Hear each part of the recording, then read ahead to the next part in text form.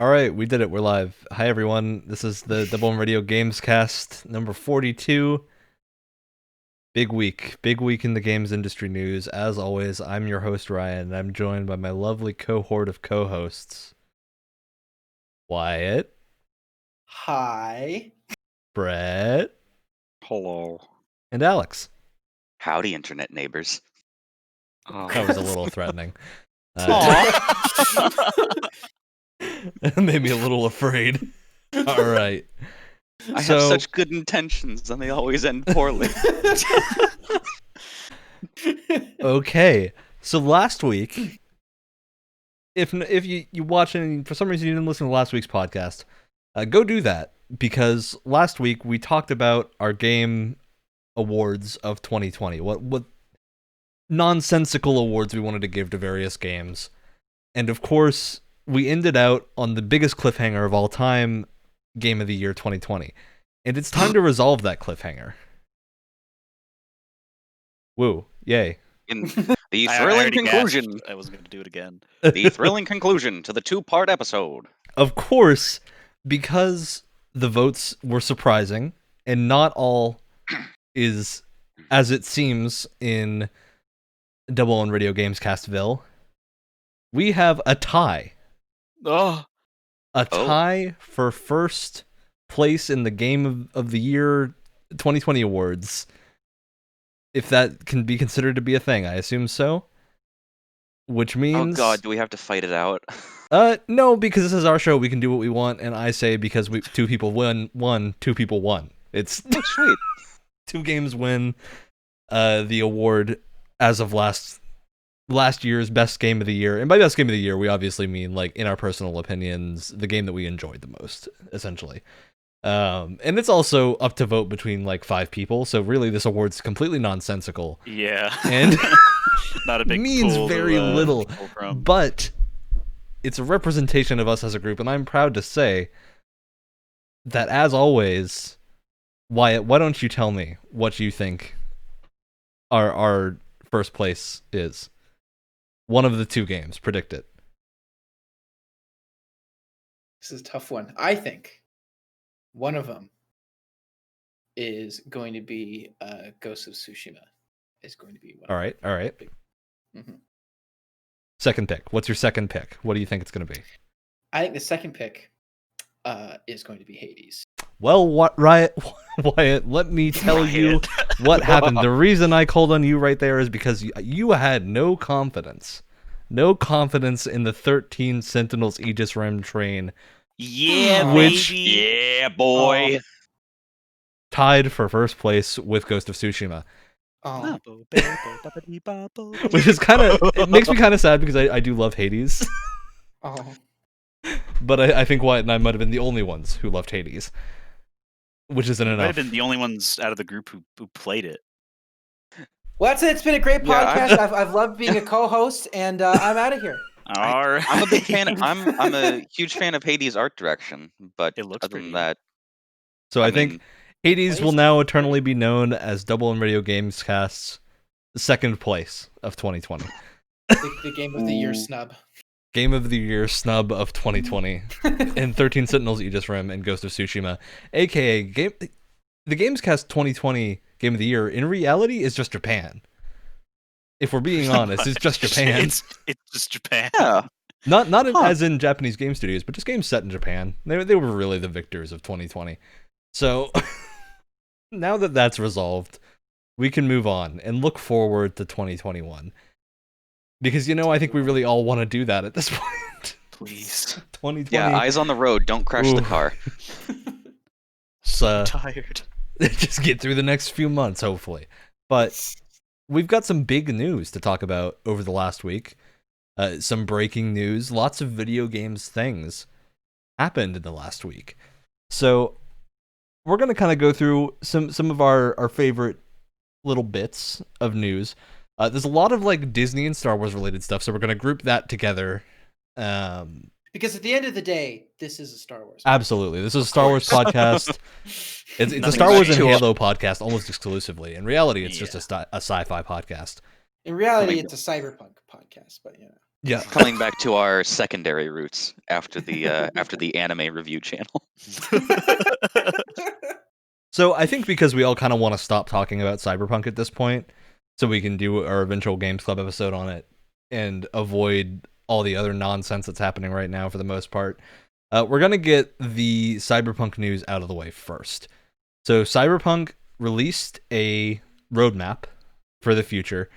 They have pushed back the free DLC and other DLC-related updates and are now focusing on patches. They're saying there's going to be a 1.1 and 1.2 patch rolling out in quarter one of 2021, which is essentially early spring. So hopefully we see these soon. I think is the consensus among everybody. The game needs a little bit more bacon in the bugs department, and the fact that it's still not on the PlayStation Store department. That's a little it's a little rough, and it definitely needs to be sorted out. So that happened. We also got the Jason Schreier article. Another just massive Jason Schreier article. This that's one's kind a of little become interesting. legend at this point. I think everyone could predict we were going to get a Jason Schreier article. Oh, yeah. But yeah. I think the interesting thing with this one, it's a little less thorough than the Anthem article. I think because this game isn't as clearly going to die immediately as Anthem was, because Anthem was like a live service game that was meant to go for a while, whereas Cyberpunk is Good to hear. a buy and play it game and not really a live service. So I think there was less to talk about with like the marketing and economics, but in general, the Jason Schreier article says a lot of stuff that a lot of people already know about Cyberpunk. It's just a lot of a lot of information about employees not being super confident in it, and there being a lot of issues behind the scenes with management. Basically the kind of thing you would expect to hear after all the other articles. Yeah, I don't think there wasn't really any big surprises, at least to me, in that. I don't know if anyone else felt like something was out of place in that article, but I think in general it was pretty standard for what we expected from Cyberpunk. And immediately following that, there were some tweets from the head of studio at CDPR that got people more riled up. Oh boy.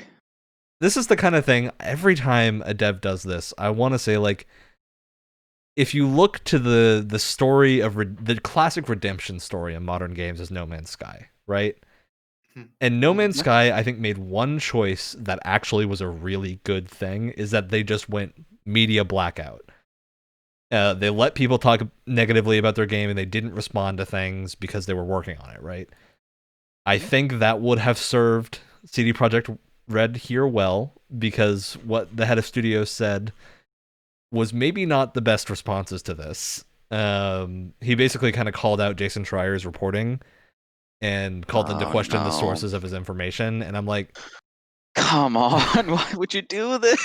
It's the kind of thing where I really question, like, why you would make this tweet. As much as I love, like, I love the games that CDPR makes, even Cyberpunk I think is really it's something that needs to be fixed up, because I think underneath it all is a game that I really liked playing and look forward to playing eventually when it's bug free. But I really, really wish they hadn't made this, because Jason Schreier then, of course, tweeted back, like, I sent you guys a message asking if you wanted to do an interview or to talk about any of this before my article went live, and he didn't get a response. Oh, so not even a no, just no response. Wow. This is the moment where I feel like, you know, whoever's in charge of PR, just that studio as a whole, needs to take a nice big slice of humble pie, and pulling public stunts like this is not does not show that you've done that at all. Well, because it to me reads it's like one of the worst things to do. What it seems like happened is that no one actually let Adam Badowski know that Jason Schreier had made that ask, essentially. So I don't know if it was his decision or not. I would assume what happened is probably some PR person decided not to, and then, because I don't think he would have tweeted this out had he'd known about the Schreier's request. But yeah, like Schreier's response tweet is, Adam, I appreciate the responses. As I'm sure you're aware, the team declined to respond to my specific questions or provide an interview. So it's the kind of situation where like you can't really make an angry response about this after the fact when you were given the opportunity to not to curb it beforehand. Especially, and like in some cases, I think you would make that decision to not talk to a journalist if it's like a no-name journalist or someone who's not super important. But Jason Schreier is like the games news guy. Like, he's the industry news guy. I think anyone who follows games news has probably heard of him. Many of them probably get their information from him. So when you see Jason Schreier email you and be like, "Can I do this?" Seems like something you would want to respond to. Does Jason Schreier have a biography? And if not, could we do a piece on him? I think he might, actually. I think he does. Or maybe not a biography, but I think he's written a book. I'd be interested to see that. That said, Adam did have good points. So he does say that like part of Schreier's article is talking about how the demo is not representative of the full game. I think in this case, that's a weird thing to go after because that demo was from 2018 and it's been 2 years regardless. So that demo, of course, is going to have changed a lot. It's a vertical slicing. It's something that happens in game development. And that demo isn't entirely like inaccurate of the final product. Like visuals, it's like there are obvious things that are different, but I think from like a gameplay and like a systems point of view, there's people calling out the character creation menu, right? And like, of course, it's different because it's been 2 years. Yeah, but I mean, to be. Go ahead. No, I don't want to get into. I don't want to get into that. My expectations versus that. This is not the podcast episode for this. Yeah, but that's I coming. mean, like when you look at that first mission where you're going after that missing person, and then they get picked up by a trauma team, like that mission is almost 1-for-1 exactly the same. I mean, that demo was a lot more recent. That one was in 2019, I think. Oh, is this not the same? I'm sorry. Yeah, I'm talking about the vertical slice they showed off at E3 2 years ago, which looked pretty different. The one they showed off with the trauma team stuff is almost exactly the same, aside from like visuals. And then in the main game, it looks better. Like it's one of the few cases of it actually looking better in the release game. But yeah, I think that's a weird thing to have gone after, especially when there are so many blatant issues. But like when the head of studio is like, you've talked with 20 people, some being employees, some of whom, only one of whom isn't anonymous. He would say that I wouldn't call that most of over 500 people, but that's still a significant amount of people. Like if 20 people at your studio are willing to talk to a journalist about how rough things were, that's pretty severe. Like, because the majority of people aren't probably going to care. It's a job, right? Maybe they're just burnt out and don't want to deal with having to make an interview or something. Like, I think there's plenty of valid reasons why even if people had problems, they wouldn't talk to Jason Schreier. And even if people, like, if they feared for their jobs, that's a very common thing, is like, if you are essentially a whistleblower, you might be afraid for your job, which is probably why most of these people aren't anonymous or are anonymous. Well, especially because you can get blacklisted in the industry easily too, which is the games industry is pretty cutthroat. So I would say that this is probably like, it was just weird things to go after in this tweet. And it's also the kind of thing of like, Twitter's maybe not always the best place to release this kind of information or talk about it. No. Yeah. No, not really. Especially in responses. Especially because like the response is an image of a text file, I think. So it's always just a little funny to see that kind of thing. And I don't think this is coming from like a place of Badowski being actually negative or something. I think this is just probably his immediate gut reaction and probably just heated moment uploaded that. Which is what you get on Twitter. Yeah, absolutely. Yeah, exactly. That's all Twitter consists of in my limited experience. But so that being said, it still wasn't a good. What did you expect to happen? Do you expect people to it was just a little respond like that? Because you're still representing your company at that point. Exactly. And so whatever you put out there is going to reflect on not just you, but everyone that is working under you. And exactly. You just got to be really careful about what you put out there when you're in that kind of position. Yeah, absolutely. All right. So moving on from Cyberpunk and hopefully not talking about it again for the rest of the episode. Fingers crossed that nothing happens by the end. Jason Schreier's article part 2. So I'm gonna ask you guys a question. We're going back 2 weeks ago to the predictions fest, the statistics fest. What percentage of all consoles sold in Japan do you think the Nintendo Switch was in 2020? Like 80. We got a guess for 80. Okay. In 2020. I'm gonna go like 70. 70. All right. Yeah. High percentage. 75. 87. God. 87% of all Hey. consoles sold in Japan in 2020 were Nintendo Switches. I have a feeling a lot of that's got to be contributed to the Switch Lite, because Japan is like hugely into portable consoles. Yeah, that makes sense. So yeah, I think that's probably why. But it's interesting to see like what different areas of the world are more interested in. Well, Switch kind of killed it in 2020 sales. Switch killed it everywhere.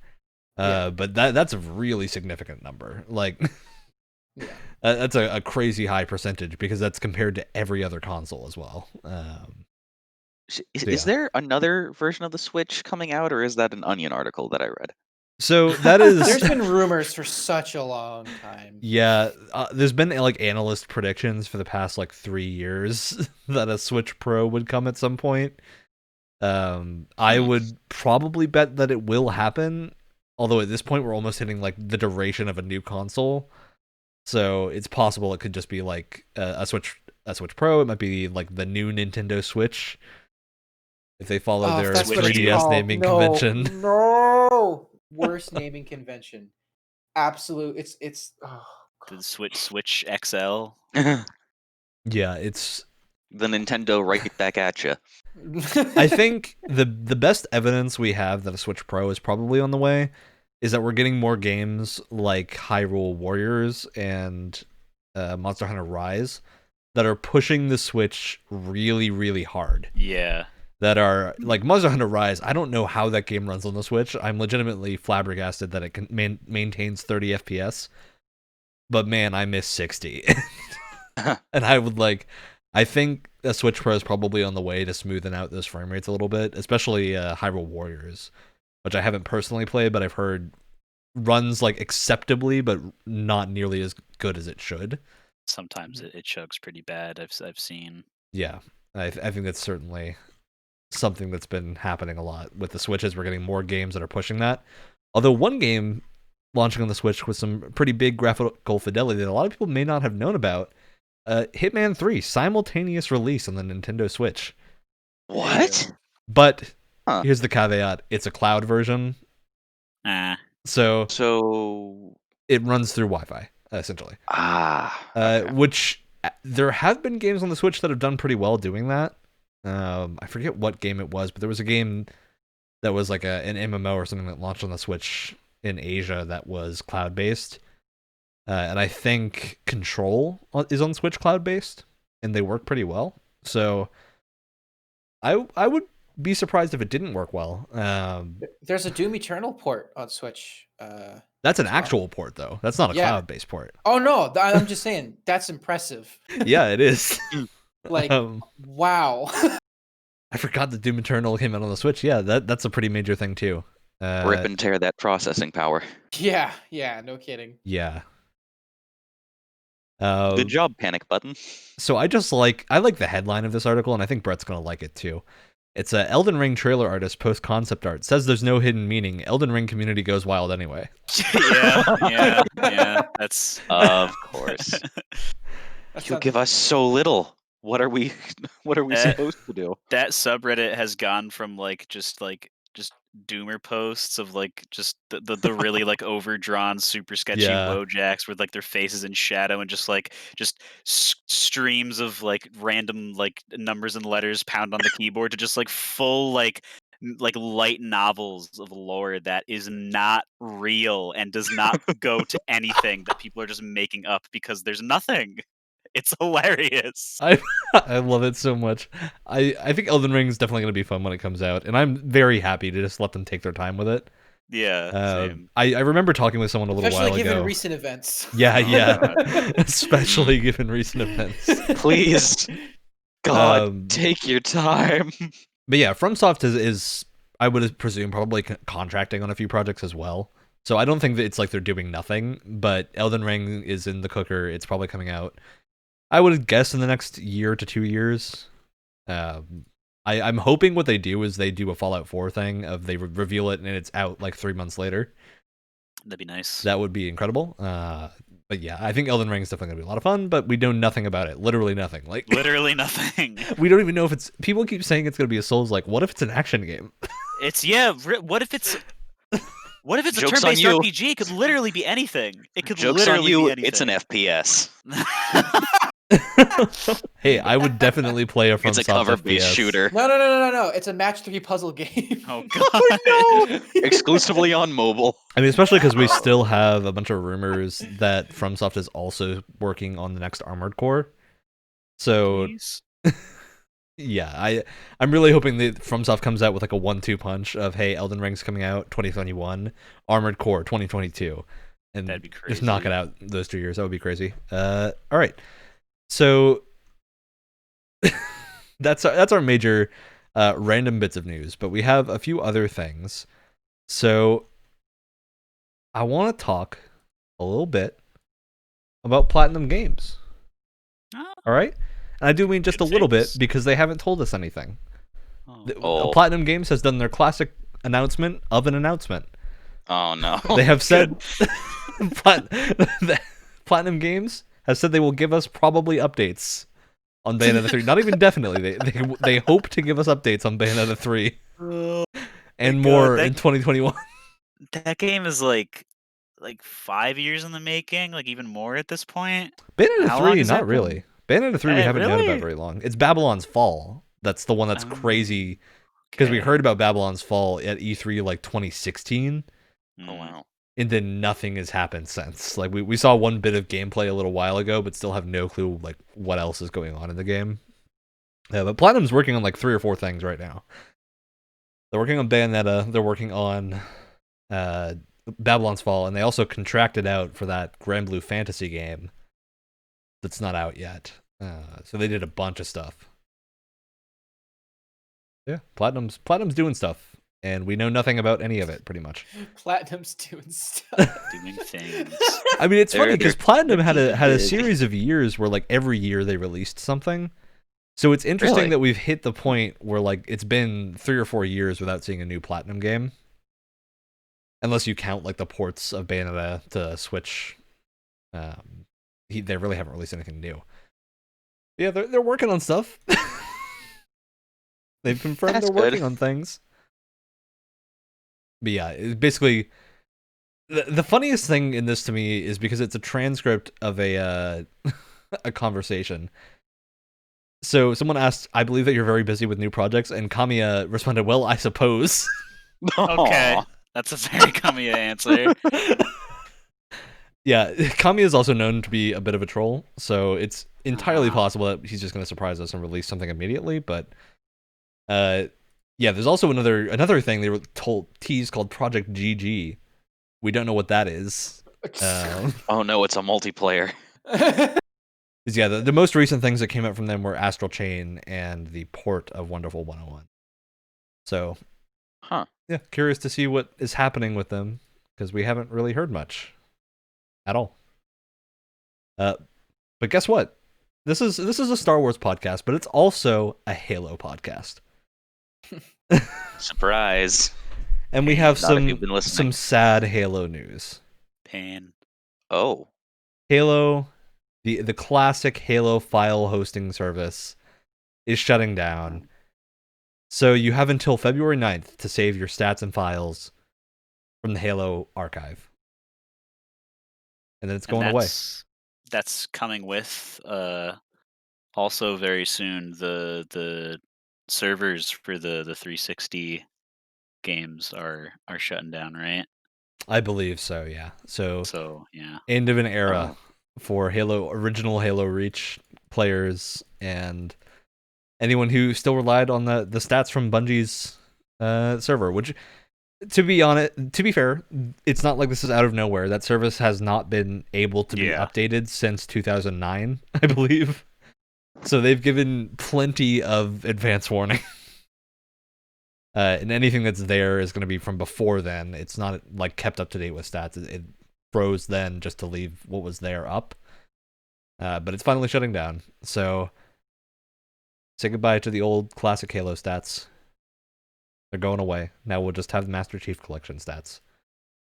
And guess what else? Pain. Guess what else we're probably going to get a lot of in 2021? Delays. Delays. And the first of what will still a thing. Likely be many delays, Hogwarts Legacy is pushed back to 2022. My pick, it's gone. I know, and it was my counter pick. It was his counter pick, so that means you can't get rid of it. Tess, if you're listening, I hope you're happy. And if you guys don't know what we're talking about our Fantasy Critics League, which you can go watch the episode dedicated to that on the YouTube or any of the platforms. But yeah, so Alex, you are locked in as having a 0-pointer for Hogwarts Legacy because of that counter pick. So yeah, Hogwarts Legacy, we're not seeing it for a while. We also got another delay. This one I think is a little less dramatic because we heard very little about this game. Ubisoft's Riders Republic is being delayed. We don't have a date for that. I think we had a date for it before. We had a rough estimate. Which was weird considering we didn't see any gameplay. And the estimate was like 4 months after it was previously a February 25th release. And the show they showed it off at was, I think, September or October. So they kind of showed it off and like we didn't get any gameplay. Apparently there's a gameplay trailer now that dropped at some point that I missed completely, but it does exist. Shows you how much we all care about Riders Republic. Hey, I mean, I do care about Riders Republic because I really enjoyed Steep, and I think Ubisoft has made some really awesome sports games in the past, especially like winter sports and whatnot, because those are kind of like a dying breed. It's nice to see that someone is keeping it up. Mario and Sonic at the Olympic Winter Games. Yep. And I think Riders Republic is a weird game because these like weird extreme sports games often have a very dedicated fan base that doesn't get any games. So no matter what, it's probably going to sell good enough. Is my assumption, but also not very much because these games tend to not have a wider audience than that. So I don't know. I'm sport. It's all of the sports. It's all of the extreme summer sports you could imagine, like biking and wingsuiting. Wait, what? Snowboarding. Actually, I don't think this one has snowboarding. No, it does. I'm looking at a video. Oh, yep, I see ski poles. All right, well. Oh, great. I remember them saying it was summer sports, but guess what? It's not. And I saw a jetpack too. All right. Wonderful. Riders Republic. Check it out when it comes out later sometime. At a point in the future. At a point in the future. I think they said it's probably still going to come out this year. Neo 2 Complete is coming to PC very soon. So if you want to play Neo 2 on PC, Neo 2 is really good. If you're into Tsushima's Legends mode, it's basically just an entire game of that. So I've been looking at it. It's really, really fun. I really enjoy that game. All right. That's our Neo 2 news. But guess what that means? Guess what's big news items we haven't talked about yet? They all have to do with one company. That's it's right. Time. It's Lucasfilm Games. Oh my god!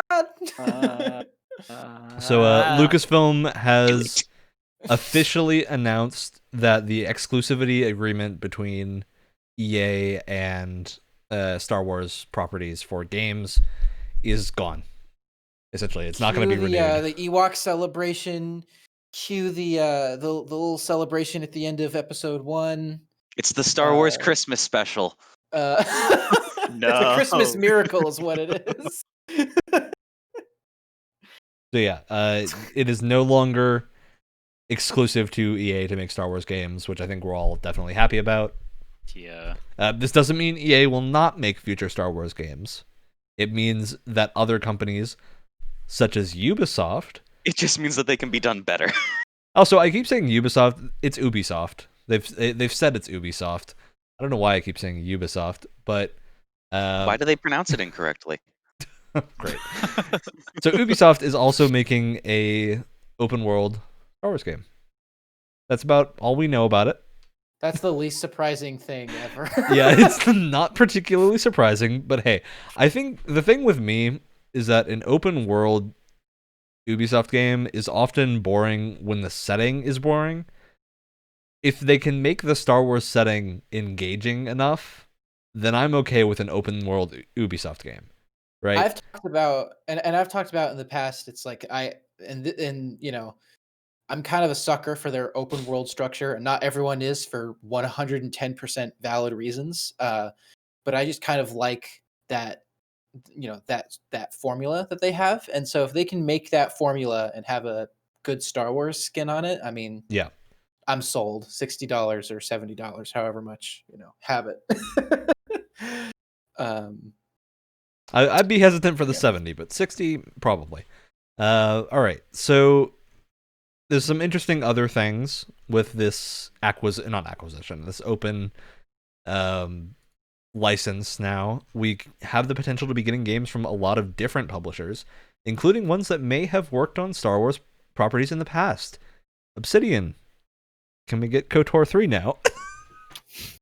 Please. That would be really great. Wait a second. Can we get Star Wars 1313? Don't say it. Don't say that. Don't say those words. Do not say those words. I'm going to leave right now. Why? 1313 Do you not like it? Dead. Brett and I are both going to cry. Bad. See, Brett and I are both going to cry now. You are going to turn, Alex. You are going to turn around in your seat, and you are going to see me in your door frame, and I'm going to sprint at you and pull your head off for speaking the title of that forsaken game that never was. It's an unspoken rule in this podcast that we do not say those numbers and those words in that. I don't even think it's unspoken. I think I specifically said not to say it because it makes me upset. Yeah, wait, hang on. I'm getting some reverb. Like, oh God, Brett's at the door. Oh no. Maybe we can get something in a vein similar to that, which would be pretty cool. So to clarify, we simulator. mentioned yes, we mentioned Lucasfilm Games. So what Lucasfilm Games is, it's not a specific studio. Lucasfilm Games is kind of like a banner for multiple studios, the same way that like Xbox Game Studios and PlayStation Studios are. Essentially, it isn't one studio. It will be a banner attached to any game made in partnership with Lucasfilm. So if Ubisoft makes a Star Wars game, which they are, it will have the Lucasfilm Games banner in it. So that's their solution to the licensing stuff, is everything will now just be Lucasfilm Games. And heyo, Lucasfilm Games, this isn't the first time we've seen Lucasfilm Games. It used to exist.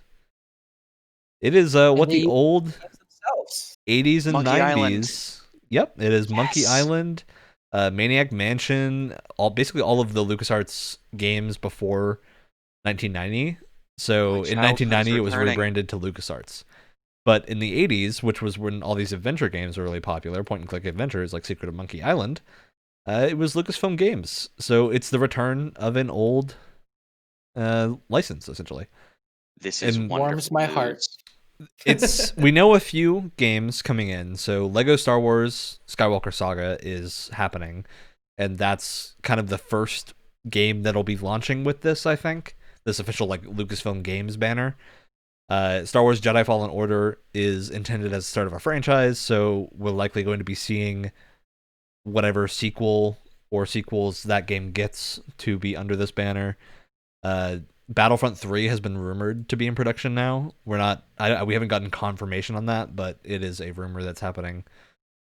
Yeah, that's the big Lucasfilm Games announcement.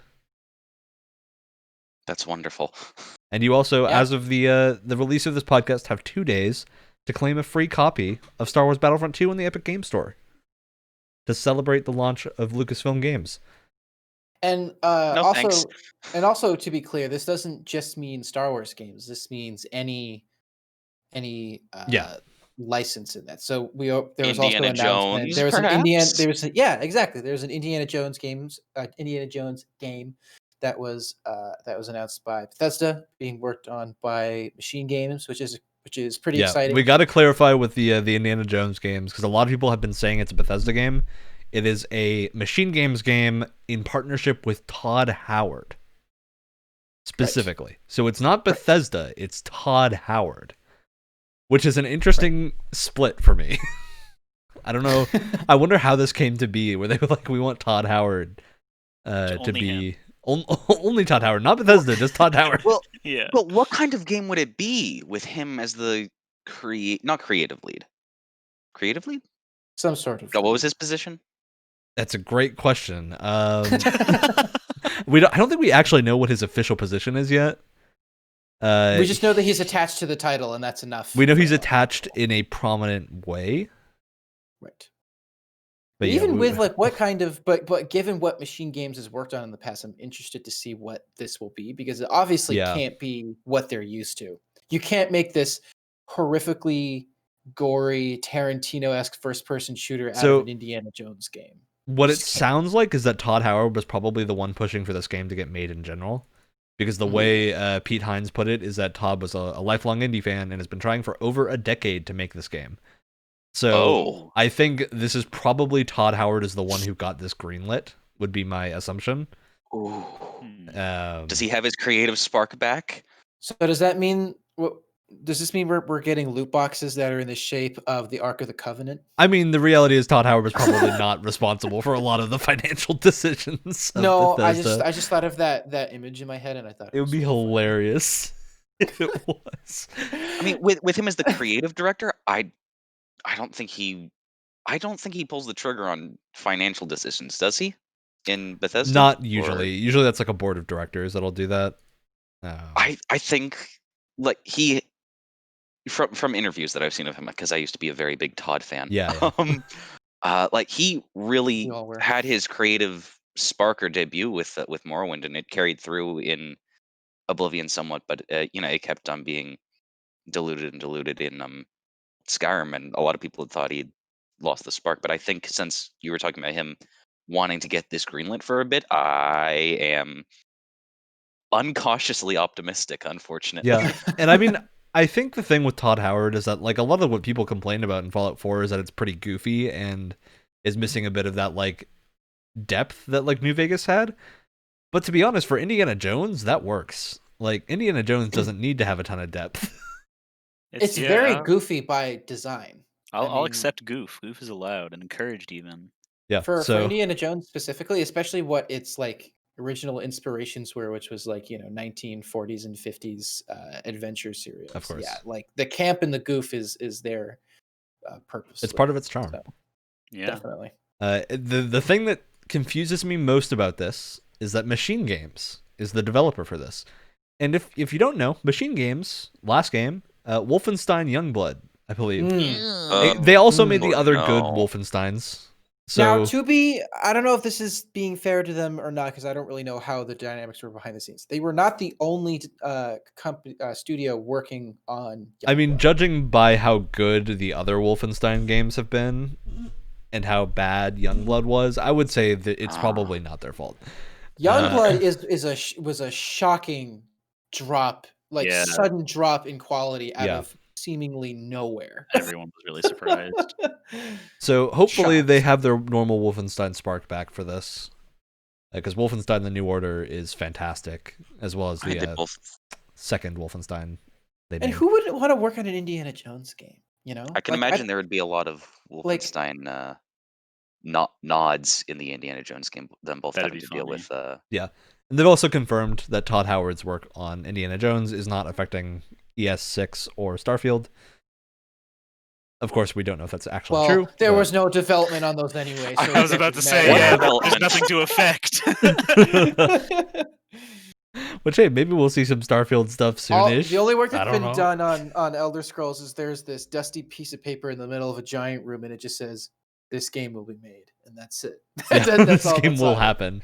It says meeting to be TBD. It's just Elder Scrolls A. It's just a piece of paper. It's break glass in case of emergency. Elder Scrolls. It's in that giant storage room, like where they put the Ark of the Covenant. Yeah, Area 51 storeroom. Yeah, that's what it was. Thank you. Yeah. All right, there is one interesting piece of DLC coming out for Elite Dangerous that I want to highlight here, because it got delayed. But it is Elite Dangerous's Odyssey expansion. So, for those who aren't in the know, which is probably most people, Elite Dangerous is a space flight game, space trading game. It's like it basically the old Elite games, but now new in multiplayer. It's getting a first-person shooter expansion that allows you to land on planets, take over outposts, and have actual like first-person combat and like on-foot exploration. So, this update has been in the making for a very long time. I think they wanted to do this since the first like Elite Dangerous expansion, but because of how technically difficult it was to basically incorporate everything to be explorable on foot, it was such a mammoth undertaking that they were like, yeah, this can't really happen in the time frame that we had. So it's happening now. It's been pushed back because of COVID complications, but it's still slated to be coming out in 2021. And from the gameplay that they've released, it looks really, really cool. And I think Star Citizen is getting less and less unique in all the things it's doing, because lately we have both Elite Dangerous and the X4 games kind of catching up. What happens when you sit on game development for too long? You're giving me People all start to this catch up to you. You're giving me all this really exciting news. Well, the really awesome My thing God. with Odyssey is like I'm not a huge Elite Dangerous player. I love space and sci-fi and space sims, This but could do it I'm for me. typically more into the like freeform games like X4. But Elite Dangerous, their trailer for Odyssey, they talk about how like they're basically doing the Borderlands thing of designing different manufacturers for weapons. So there's 3 different manufacturers that all specialize in like kinetic or plasma-based weaponry, and then they have like these different design tenets. It's the kind of thing that shows that they really put a lot of thought into it. So I'm very excited for that to eventually come out and hopefully drag me back into Elite. I've always liked that. They have that in Destiny as well, where you have different weapon manufacturers that typically have their own design, their own mechanics related to them, that sort of thing. Yeah, so I think that's a really neat thing that's happening. I want to give some spotlight to that because I think a lot of people don't know that Elite Dangerous is still going. So, yeah, that's happening. And aside from the future of Star Wars games, we don't have a ton of new news for other things. Aside from the most terrible news I think I've ever received, has everyone here heard of Super Nintendo World? No. Yes. So Super Nintendo World is the Nintendo-themed theme park in Japan, which was slated to open and is now indefinitely delayed from opening because of COVID. I think for obvious reasons, it's a theme park that's opening, so of course probably one of the most unfortunately timed announcements and releases ever. They were too lucky with Animal Crossing. Something had to happen. True. Their luck had to run out in one specific area. And yeah, it's a little sad that we won't see all the Super Nintendo World things happening until later. We don't really know when. But I did hear that there's an Ubisoft theme park. I heard rumors about that a while ago. I don't know why. You can walk through walls. That's all you can do there. You can dive 40 feet into hay bales. I know. I can see why though. I mean, a lot of their games are based on like large, open world spectacle, and they do have a lot of like memorable characters under there. I think the weirdest thing with like a Ubisoft open world is I almost just imagine Epcot, right? Like just a lot of different historical things. Yeah, really. Yeah. I think you could do something interesting with that, to be honest with you. Epcot is specifically just the Assassin's Creed area. Yeah. I could see that. But man, I would feel really, really weird going into like a Tom Clancy theme park. Wait a second.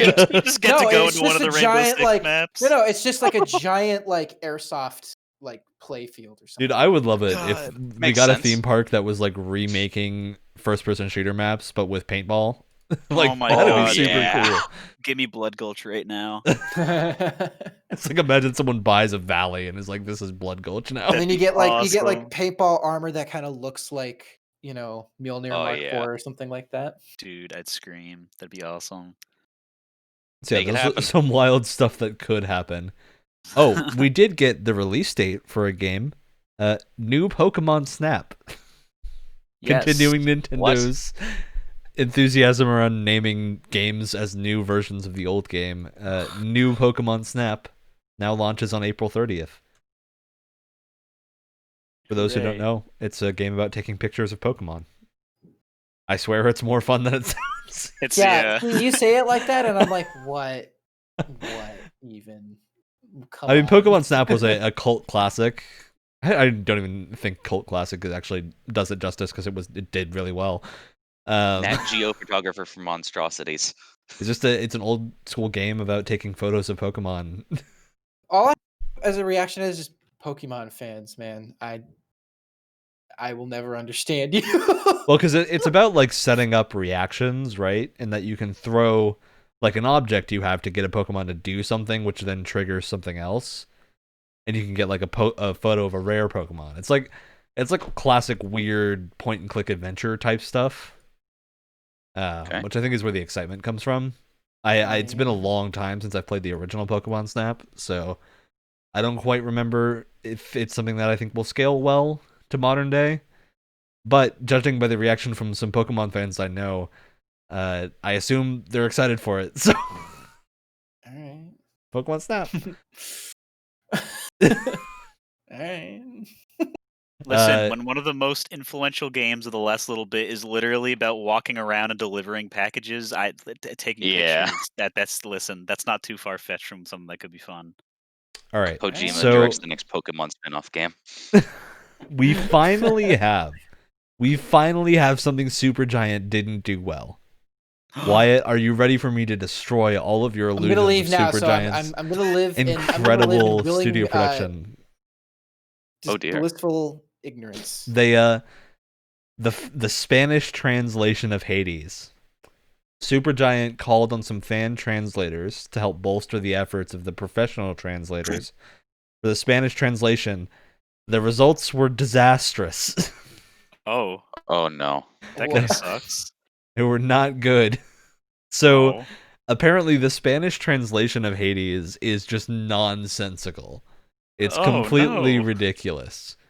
It just doesn't make sense. It's like the kind of thing where it sounds like they almost translated it literally for every word and didn't actually look at what was actually going on. So yeah, it's just very strange. Hello, doggy, bite my bone. So for an example, here's a translated back to English version of a line. Has anyone really been far even as decided to use even go want to do more look like? No! Have you ever had a dream where you could, and then... Does Bruno Mars is gay? That's like a legitimate shame, because it's not like you could just like ignore like the Spanish speaking like community of games. Like that's still a substantial amount of people. And here's a line a little more related to Hades, of course. There's from the view of them, they should haven't been stowawaying in Charon's ship's exterior hull, themselves putting under the floating line, ensuring the pass from the surface below in the depths of the Stygia River. They didn't My pay God. these people very much, did they? Because it doesn't sound like know. they did a very good job. So it sounds like what actually happened is probably there were almost no professional translators involved. I mean, Hades does have a lot of dialogue to translate and whatnot, but it's very interesting to see that this is the Spanish translation. I think it's like this is the kind of thing I can't really give them flack for, because how are they gonna know? I mean, yeah. If It still sucks though. But yeah, I mean, at least there's an option for the Spanish. I don't even know if I feel justified saying that.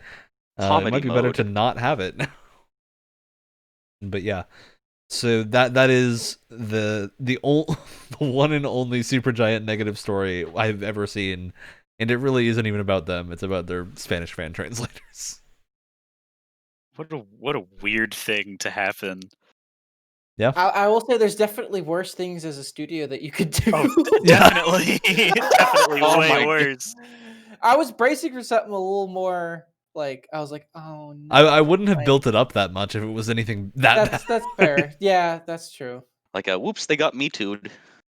Yeah. God, no. We did get more information on the 3DS, not 3DS, Nintendo Switch version of Super Mario 3D World. Apparently, there's some really cool stuff with the Bowser's Fury mode that makes it sound a little more substantial than people thought. It seems like there is like an overworld of islands that you progress through to unlock by fighting different variants of like a Mega Bowser. So it's multiple new major areas from the sound of it. So I think this is surprising to people that were picking this up, because as of the Super Mario 3D All-Stars, there's like nothing, they didn't change anything about those games, but it seems like they're adding significant amounts of content to Super Mario 3D World, which already had a lot of content. So it's fun to see that they're doing that and putting some effort into a port, because Nintendo often doesn't. Yeah. So hopefully they keep that up for the next couple of ports. Guess what that means? It means we're done. We did the news. Oh my god. Unless we want to talk about Dragon Ball FighterZ getting a character called Super Baby 2. Who is from GT. Well, now we have I think that's enough. I think that's all that needs to be said right there. Discussion closed. I love Dragon Ball FighterZ, but it's a very ridiculous character name. But yeah, more ridiculous than Super Baby 1. Come on. Super Baby 1, of course, is better. It's just like Android 17 is better than Android 18. I don't know what anyone else is talking about. I don't even know which one is which. I'm completely lost right now. They both have. Just don't Google image search them. All right, That's and my moving on.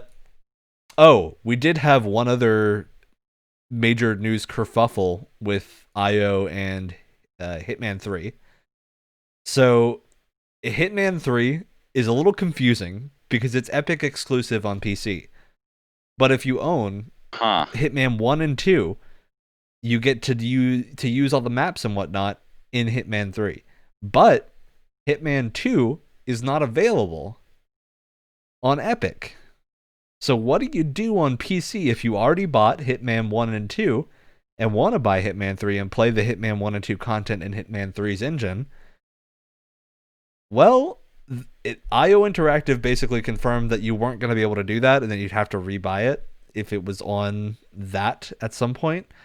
That's not very consumer friendly. Whereas Tim Sweeney then immediately tweeted out that the Epic team is looking into this with IO, and that it was never their intent to create a situation where someone owns the game on Steam would have to buy it again on the Epic Game Store.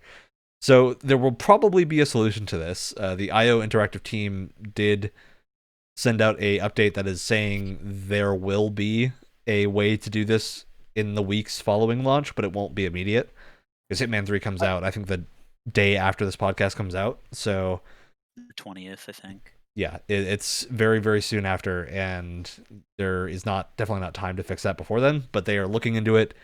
And if you buy Hitman 3 on the Epic Game Store quickly within launch, you get the Hitman 1 content for free. So you don't need to own Hitman 1 to get that Hitman 1 content in Hitman 3. I do find it kind of interesting how apparently this just wasn't discussed between IO and Epic beforehand. Yeah, it's kind of weird. I have a feeling it's something they didn't think about. How do you not think about that, though? But then there's also the weirdness of, so you can transfer your unlocks from Hitman 1 and 2 to Hitman 3, so you don't need to redo certain challenges in like Hitman 1 and 2 maps to unlock things. And that works from Steam to Epic.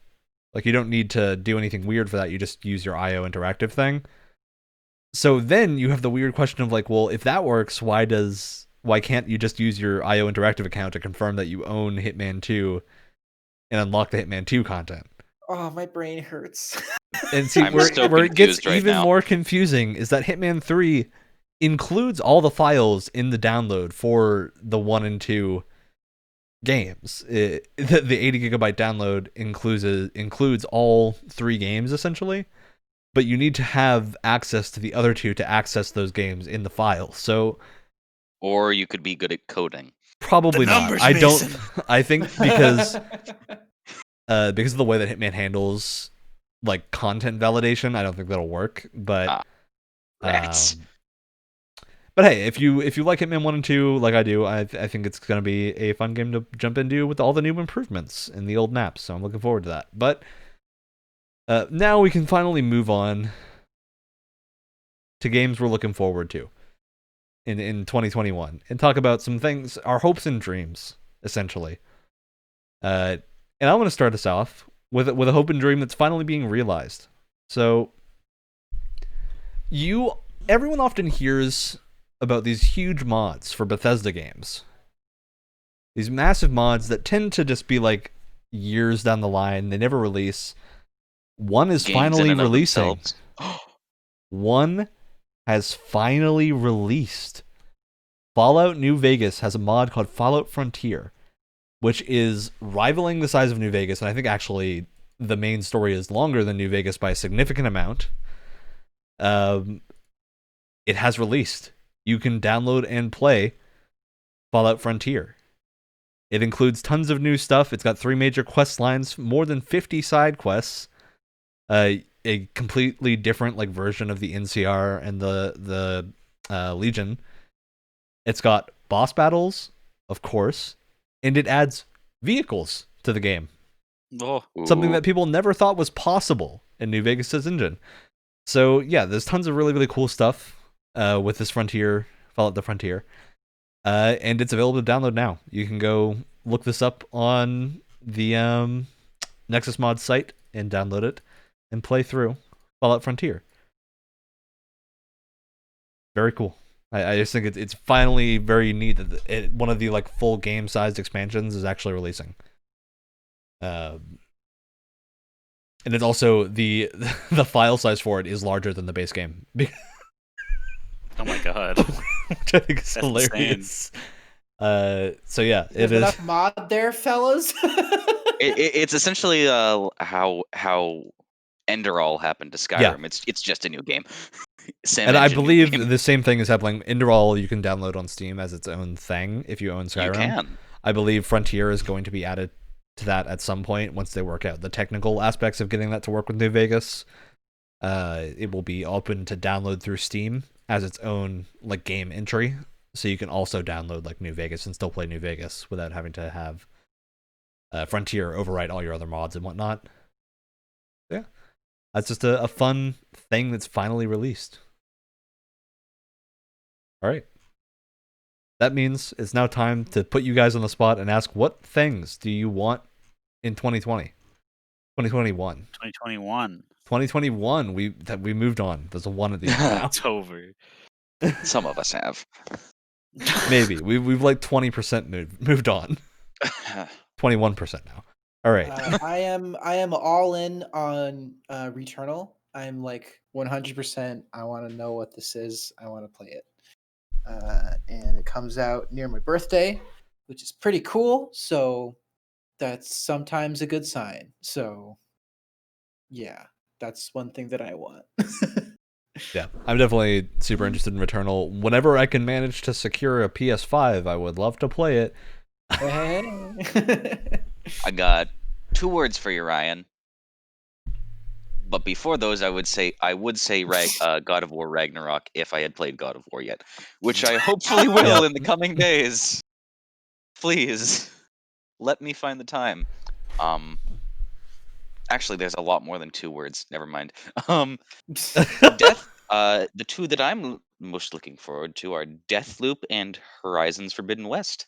Okay. Yeah. Mm-hmm. I forget. Did Horizons Forbidden West confirm 2021? I don't remember it's giving a date. It says 2021 estimated on the drafting website. Please don't let it go the way of Hogwarts. I was gonna say you are 0 for 2 right now. Yeah, I realize you picked Hogwarts. Look, if Horizon Forbidden West doesn't come out, you can replace that with a different one because you didn't get counterpicked for that. Yeah, no one counterpicked that one. You're safe. What if all of my games get pushed back? I mean, Hitman 3 is coming out in like 3 days. You're good. Yeah, you're fine. Oh, that's right. That was one of the H's. One of the 4 H's.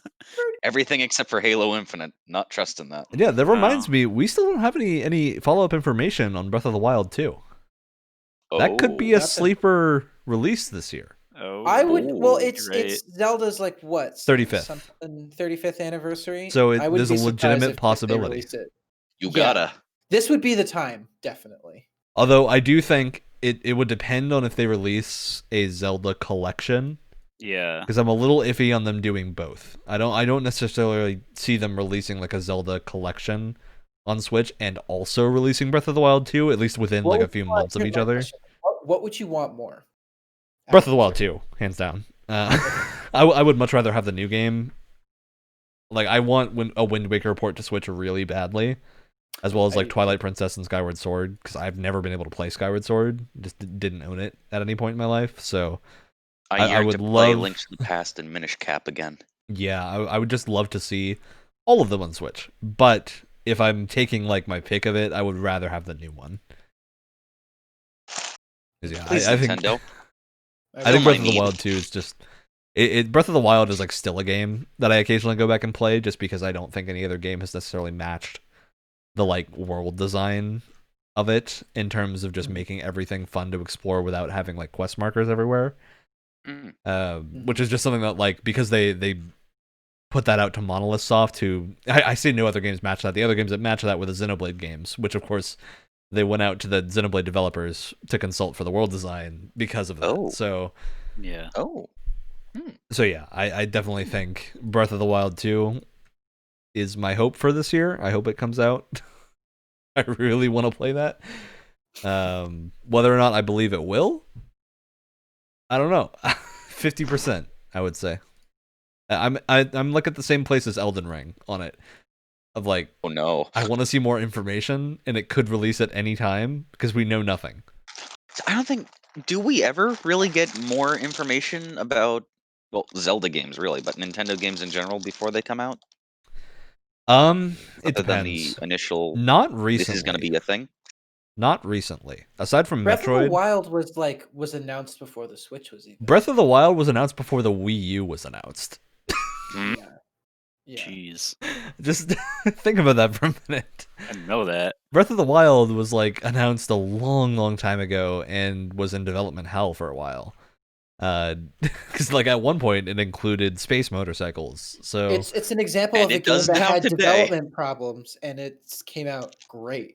You don't get a whole lot of those. Yeah, like it's usually pretty rare for a game with issues like that to come out really good.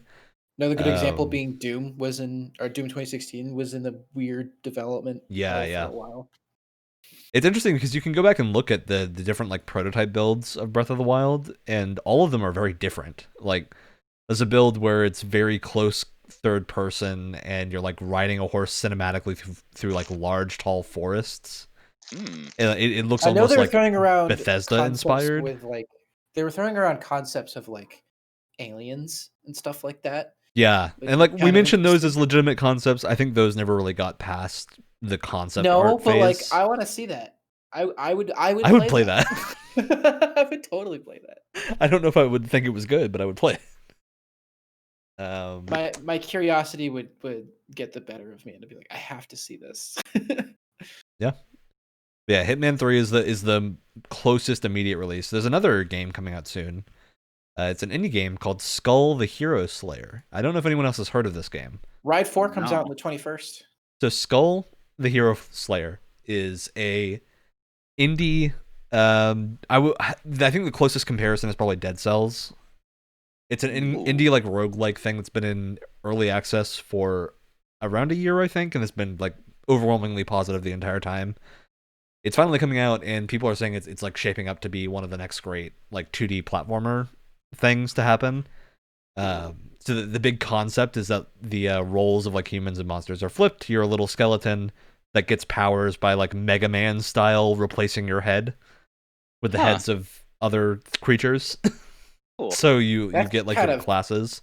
Demented. It's demented, but it's all very cute. And the gameplay is like bonkers cool.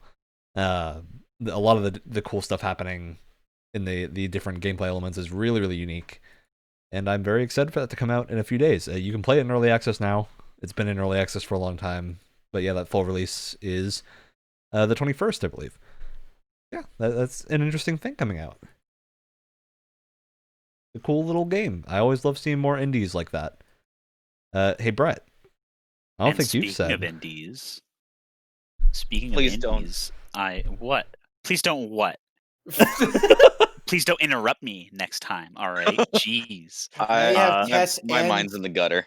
You have Tess and Brett on your crap list now. Yeah, come on.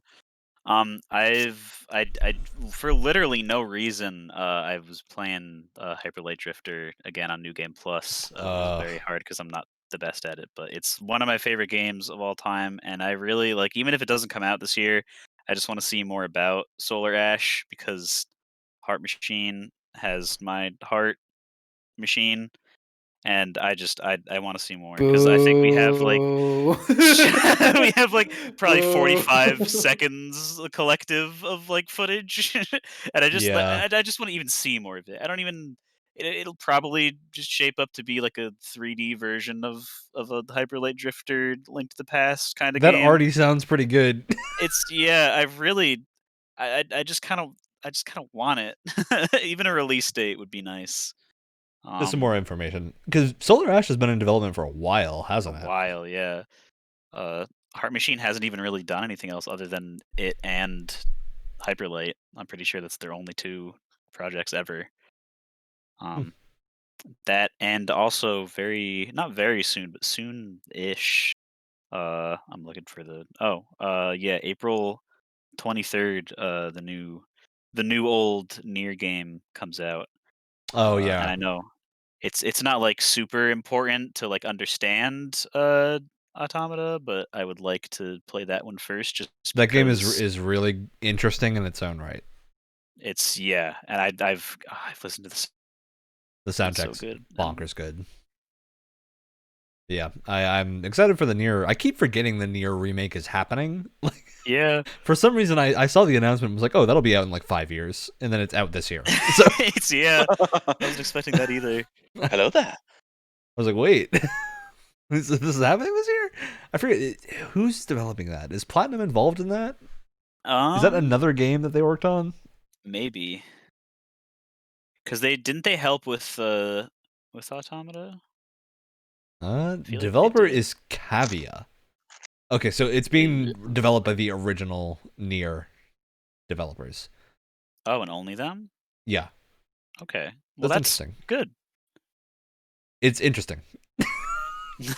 There's a reason that I think originally the Nier series did not go crazy. Oh yeah. Nier and Drakengard didn't go crazy is because Cavia is a good developer at making these weird games, but not necessarily the best at gameplay. Like a lot of the time the gameplay is just not great. So it looks like from all the trailers they've shown, they took a lot of cues from Automata, and they're trying to kind of match the gameplay style to that. Yeah, hopefully it's solid. All right, great. Is there anything else to cover about Nier? No. Sounded so defeated. I don't have too much to say. Because I'm even like I'm looking down like the list of things, the huge list of games, like just because the draft site is a really good like just place to look at all the things. Resource. Yeah. And it's like I either have no idea what the hell I'm looking at, or like I just don't care. I don't know. Yeah. There's a lot of things that are just like, eh. And I do want to go back to Returnal for a brief second, because we forgot to mention this, but we finally got actual confirmation on what Returnal is. Oh. Because like for a long time, they kind of alluded to it maybe being a roguelike or having roguelike elements, but it also being like a weird horror, sci-fi horror thing, and also maybe having some not roguelike stuff. Definitively, it is a roguelike. We've gotten definitive answers of the gameplay. It is built around a roguelike formula. Of course, it will have its own twists, probably like something similar to Hades from the narrative standpoint. But it is definitely its own thing. And yeah, so you get expanded movesets. It kind of follows that Metroidvania roguelike pattern that games like Dead Cells follow, where you can get different moveset things. Like you can get like a grappling hook that will let you access different areas. So we actually have confirmation about what the game is now. I know a lot when we've talked about it in the past. It's kind of in this layer of confusion about what the gameplay really is. But yeah, third-person shooter. Have they talked about like if they're gonna have a focus on narrative like Hades did? Do we know that? They've confirmed that they are pushing a narrative, but we don't know what the form of that narrative is. Because I hope this becomes a trend where we're seeing roguelikes with more storytelling elements in it, because it works so well with Hades, and I want to see people kind of take that and run with it more, because I think it's they've confirmed the structure of the roguelike is it always starts with your crash landing on the planet. The next step is always an attack. The attack is where things are different, and then you die and it repeats. So where the end of that path, or if there's variation along the way, we don't know yet. But we know the starting point of your loops are this crash. So interesting. Yeah, very curious to see what happens. We do know from the trailer that I believe your character's called Celine, has conversations with an AI about the world. So there are bits of dialogue that happen, but we don't quite know the exact structure of the narrative yet. So definitely looks very interesting. We'll see. I want to see what the sales numbers are, especially considering how rare the PS5 is right now. If that's gonna hurt the launch. I don't know though. I'm curious to see. All right, great. Alex, you got any more hopes and dreams for this year? No? That Great. hopefully won't be delayed. Yeah. That hopefully won't be delayed. Maybe you just shouldn't say it, because then it won't be cursed and it won't be delayed. Look, we talked about Hitman 3 so much, that game's coming out in 2030 now. Oh god. Wait, Alex said the name of the game. Yeah, sorry, we're delaying. It's complicated. I'm already blacklisted and I haven't even been in the industry yet. It's just you saying the name of the game automatically makes it be delayed. It's not you, companies Alex, it's us. Companies hire me to say the name of the game of their competition. Oh yeah. You can make some good money doing that. That's to put if you had that power. Put hexes on competitors. You made some good money. True. I hope Horizon's Horizon Zero West, Horizon Forbidden West. I hope it comes out. Knock on wood. Horizon West Zero Forbidden. I hope people come up with better naming conventions this year. You know what? That's my hopes and dreams. I don't know more. There's a new Super Mario, Forbidden, Hidden, Horizon West Zero, Series XS. Just put a number. When did we blacklist numbers? What happened where we blacklisted numbers? What happened to numbers, man? It all started with no Half-Life 3. Oh my god. All right. Great. Yeah, I think definitely for me the other games coming out soon that are really interesting, Guilty Gear Strive is something we haven't talked much about fighting games on the podcast in general, but Strive is shaping up to be really interesting, return to basics, which is kind of an odd thing. For Guilty Gear is commonly known as one of the most complicated fighting game franchises out there. It's one that doesn't stray away from all the weird eccentricities of the genre, and Strive is shaping up to be a little bit of that, but also a little bit of a new formula where they're kind of taking a lot of the characters that were super ridiculous in the last game and tuning them down to be a little more in line with understandable game mechanics. I'll take that, because I'm not a big fighting game person at all. But I played, God. Speaking of naming conventions, the ones for Guilty Gear, balls to the wall, insane. I played Guilty Gear XX Accent Core Plus R on Steam. And as someone who does not play a lot of fighting games, that one was like, okay, this is simple enough. So hey, if they make a new one that's more like that, I'll even buy it. Yeah, that's what it's shaping out to be. And not to mention that the art is beautiful. Like, oh god, Arc System Works has done some black magic wizardry to get 3D art to look like the way they do. It's insane. Yeah, I want to see what black magic they're using to get that to work because man, it's impressive. You just walk into their studio and there's this like pentagram on the the floating books. So that's how written in blood on the floor. Satan. So Wyatt, we got another game coming out soon that you were pretty hyped for. Oh yeah? The Medium. I was hyped for the Medium? I was. You I thought Wyatt was hyped for that. I was hyped, and I thought Wyatt was hyped about the main character, and I was like, "It's just Jesse Faden again." I remember that conversation taking place. I remember having a conversation about it looking like Jesse. I don't remember being excited for the character. I think you were excited for the game, and I was like, "It looks like Jesse Faden again." You were like, "But there's two worlds." And I said, "Jesse Faden." I will definitely say my interest is not. I don't know if I'm like super interested at this point. Just because it seems like the kind of horror thing that isn't really my thing. To be honest with you, it's just there's so many other games that I'm more interested in that I just haven't been keeping up with it recently. It's totally fair. And the other part of it too is that like not only do I think there's more interesting stuff coming out, I also with horror games like this or games like this, I kind of want to know as little as possible going into it. Yeah. And so I just haven't wanted to look at a whole lot of stuff.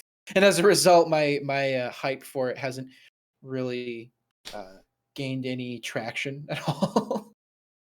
True. Is this coming to Game Pass immediately when it comes out? I believe it is.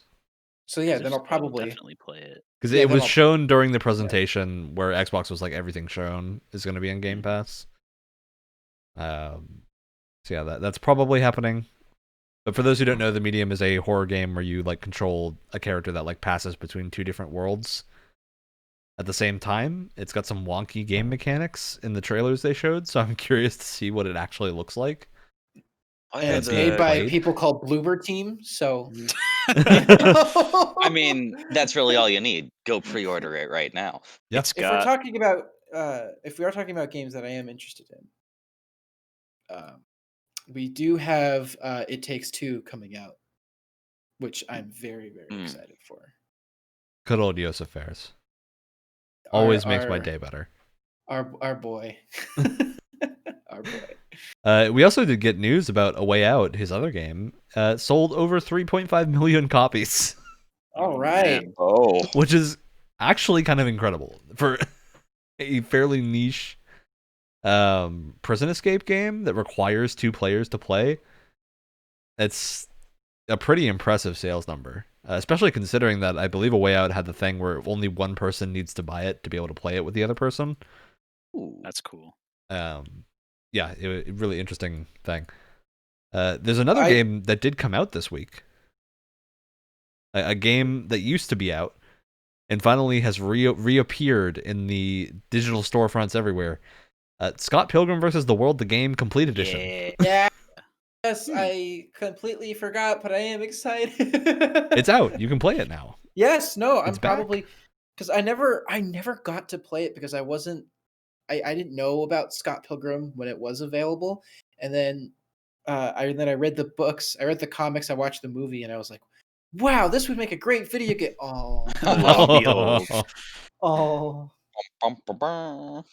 Yeah. Well, it's coming. We have a game that's a little weird. It's something that got a lot of people up in a tizzy when it first got revealed. It's Persona 5 Strikers is coming out this year. And it's an interesting game because it's a full sequel to Persona 5, but completely different game type. It's now a Dynasty Warriors like action game instead of a turn-based combat game. It's so weird. And it's a canonical sequel to the events of Persona 5. Which is just bonkers to me. Yeah, funky time. This game's weird because we actually know we have reviews for this game already because it came out in Japan last year in 2019.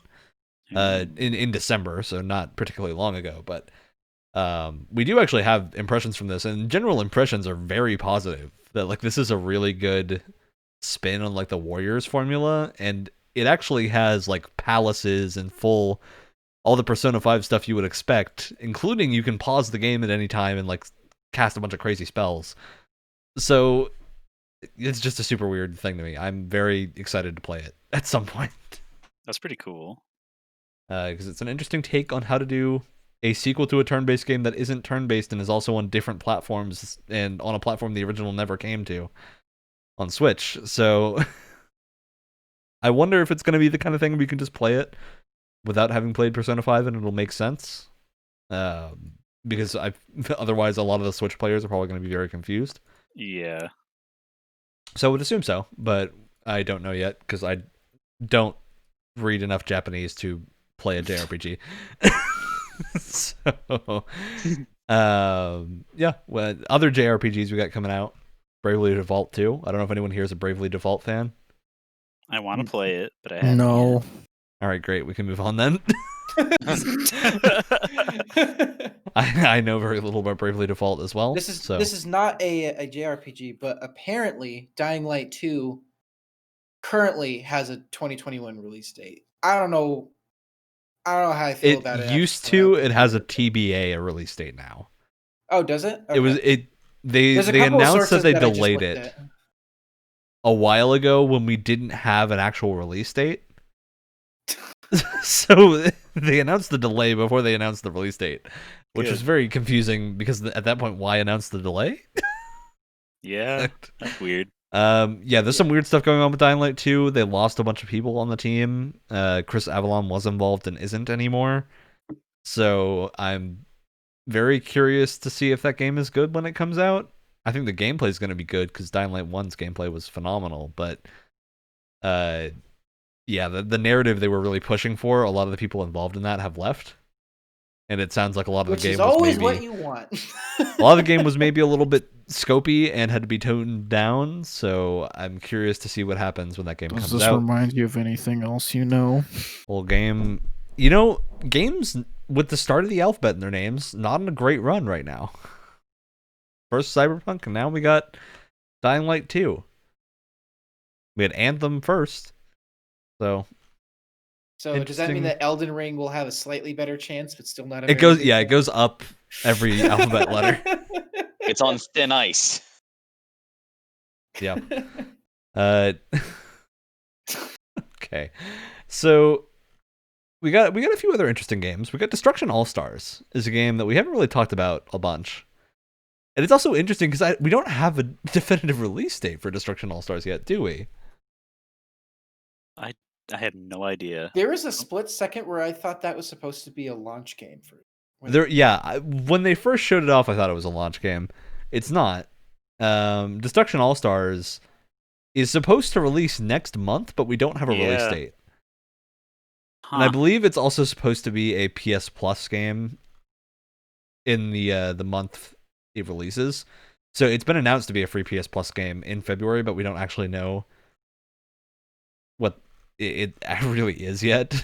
If you don't get it with PS Plus, you have to pay $70 for it. Yeah. Oh. Yeah. Never mind. As much as I love the concept of Destruction All-Stars, that is not a game I'm willing to pay $70 for. Yeah.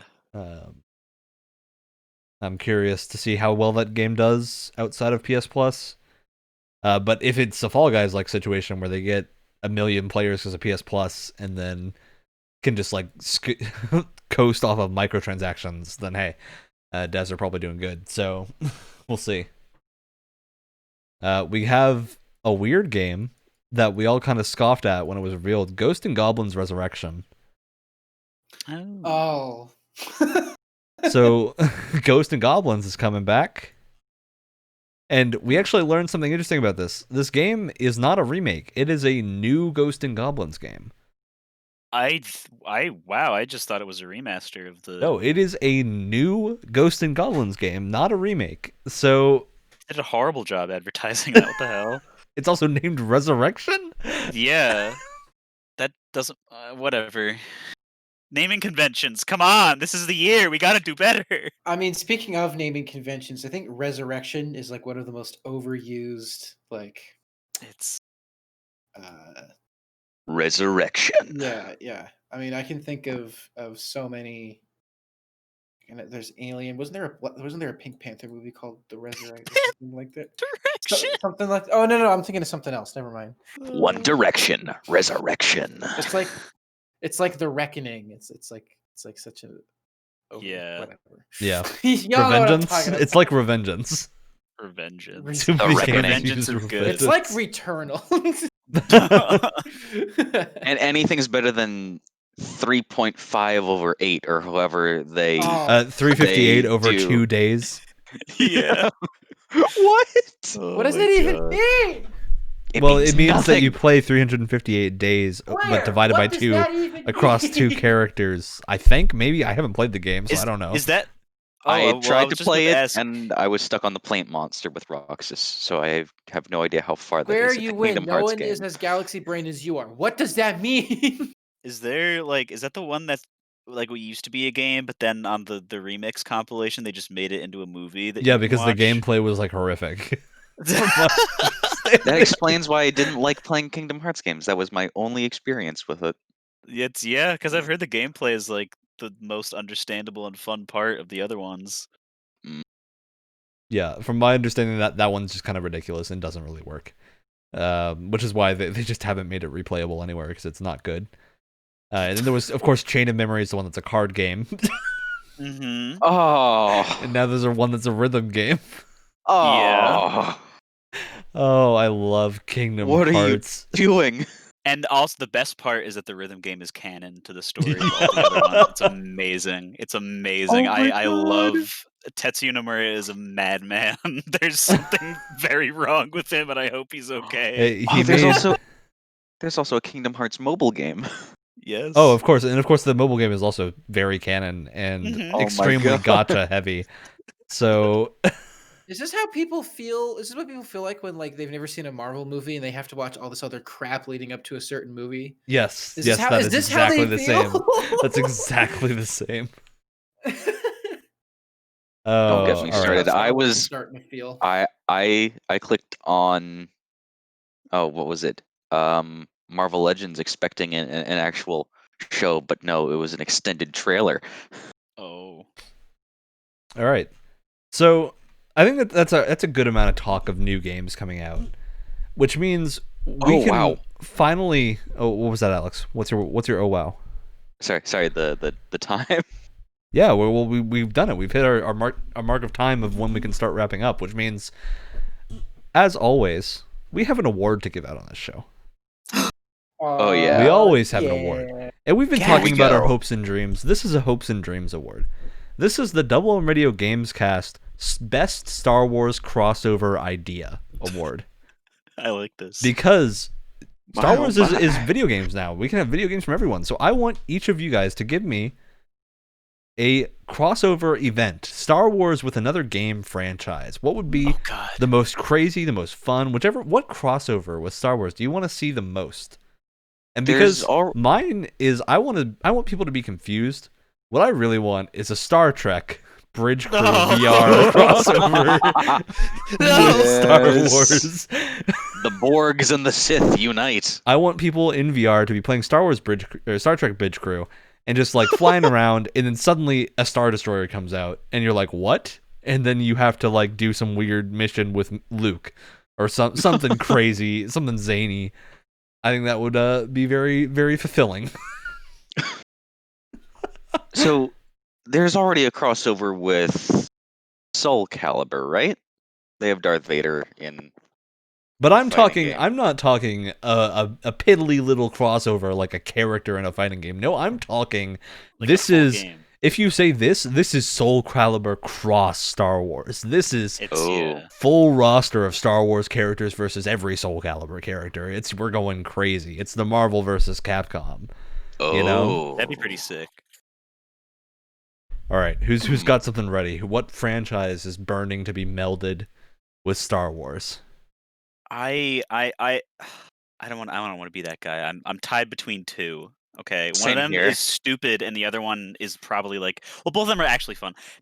Okay. Then say both. Are you Say reading? both. Say This it, is man. Kingdom Hearts is so stupid that Final Fantasy should be in Star Wars, and it would fit fine because they did it in a way that people are expecting it already. There should at least be a like a Star Wars world in Kingdom Hearts because it's Disney now.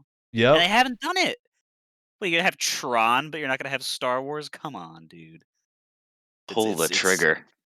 And the other one is that I've after abhorrently hating Rainbow Six Siege, I kind of like thought it would be cool to have like a Republic Commando Rainbow Six style game where it's like super tactical and you gotta like breach and stuff. Because we could totally do that now with like that would be pretty sweet. modern games. Boba Fett simulator. That'd be cool. All right, who else is ready? So there you are. You're playing No Man's Sky, flying on your way to a planet, and then all of a sudden, out of nowhere, a Star Destroyer comes into view, and it stops you in the middle of your hyperdrive thing, because I guess that's what ships do in that game. And then they scramble the fighters, and you got to fight off a bunch of TIE fighters. Bam. There. And Yoda is there. I was thinking of that, and also throw in Star Wars with Deep Rock Galactic, because I think that would be the coolest thing ever. That would be wild. Dude, I also just want to imagine for a second Borderlands with Star Wars, just the humor that would have to happen. Oh my. That'd be cool. That'd be fun. Alex. Although as long as it's humor from Borderlands 2 and not 3. Yeah, yeah. Oh my. Alex, what do you got for us? What's your dream Star Wars crossover? So, kind of like Brett was thinking with the one kind of stupid and one serious. I'll say my kind of stupid one first is an idle clone manager of something like I don't know what's Slime Rancher and the clones. That is hilarious. That's awesome. Grow your own Commander Cody. Oh my god. So of course, with that, you also have to realize it's a crossover, right? There's got to be some Slime Rancher in there. So that means, of course, you got to have like Commander Cody have a conversation about raising slimes at some point. Oh, absolutely. They're the base DNA that are needed for the new clones. All right. Taking frog DNA and splicing it to make T-Rexes. What's the serious one, you fool? The serious one is kind of like Wyatt said with No Man's Sky, but Elite Dangerous and Star Wars. Yeah. All right, I got another kind of serious one. Especially now with its boots on the ground bit. My God. Let's say you're playing a Star Wars game. There's this awesome ground battle going on, and then all of a sudden a Titan falls from the sky, and pilots come in out of nowhere. Titanfall. And then you've got your Titanfall crossover, baby. That would probably fit together pretty well, to be honest. Yeah, it would. Yeah. At first, I thought you were gonna say Attack on Titan. Throw them in there too. Why not? Screw it. Yeah, why not do it? All right. It would be a Clash of the Titans. And then we have our Star Wars Clash of Clans crossover. I said crossover. Hey, they're halfway there. I'm sure there's a Star Wars Clash of Clans clone out there. All right. That means it's officially time for us to give our shout-outs and get out of here because we have things to do, maybe, probably. I don't know. I'd like to eat at some point today, please, Father. 3 of the 4 of us have a thing to do. That means... Wow. I'm going to call out Brett first to give his shout-out because he's above me in the Discord order. So... Shout out to Breath of Fire 4. It's a really pretty game, and the music's good, and it's really easy. PS1, nice. Play it. All right, I'm gonna give following your JRPG shoutouts. I'm gonna shout out Trials of Mana because there is a 1 out of 6 chance that when you open the menu in Trials of Mana, a different every character in the main party can say the name of the game, Trials of Mana. But there's one character who doesn't say ours because she's a little girl and is the most obnoxious character in any video game ever. So there's a 1 out of 6 chance every time you open the game that you hear Twiles of Mana. Oh, did you get it? Oh no! It made me want to jump off a cliff immediately. Because you get to pick in that game 3 characters for your party, and you never have to see the other 3 pretty much. So of course I'm never going anywhere near that character because she's fully voice acted. She's fully voice acted, and all of it has no R's. So Wyatt, save us. Shout out to Assassin's Creed stupid, convoluted, messy, absolutely makes no sense whatsoever plot, modern day plot, and how it's done. And I forgot they were still doing that. Oh my god, no! So because I finished Valhalla yesterday, right? And then like no spoilers. No spoilers. But the Valhalla, the Eivor part of the game ended, and then you have to deal with the modern day stuff. And I seriously had no idea what was going on. I was so confused that I looked up like a 40-minute like "My Name Is By" style video just to remember what the heck has happened in the other games. Hey Wyatt, I had no idea. Wyatt, you want me to blow your mind? I decided to go back and watch the end of Odyssey to see if it made the stuff at the start of Valhalla make sense. Nope. Good. They don't. Nothing in Odyssey explains the start of Valhalla. Are the modern day plots actually connected to each other? Yes, because it's the same characters, and there's this quote, there's this line at the start of Valhalla in the first time you're in the modern day bit that like alludes to some crazy stuff happening in presumably Odyssey, which I hadn't finished at that point. So I go back and I watch the cutscenes. None of that happens in Odyssey, so it just happens somewhere in the middle, and they're just like the other thing too is that now they're referring back to like stuff that happened in like Assassin's Creed 3. Like they're going way back now as well. It's so wild. Just make them historical RPGs. Who cares? Or just have it be historical with like hints of the weird Isu artifact technology stuff, and just have it be hinted at sometimes, and have it be this weird mysterious thing that keeps coming up. You don't have to like no need for modern day. Or you got to go the other direction and go full modern day. Yeah, you can't have this weird half measure isn't which is working. why they need to do what they were going to do originally and just merge Watch Dogs and Assassin's Creed universe together, because then I would actually care about the modern day stuff. I feel like that could be that was their original plan. Crossover. Really? That was their original plan, and then they just they didn't, because I think Watch Dogs is Watch Dogs. Yeah, so. Watch Dogs did well enough. I think it became its own thing. But yeah. All right. That means, Alex, we need you to save us. Again. From this apocalyptic Isu whatever is going on. Nightmare. With your shadow. You will have no salvation at my hands. Oh dear, where's the box? That doesn't matter.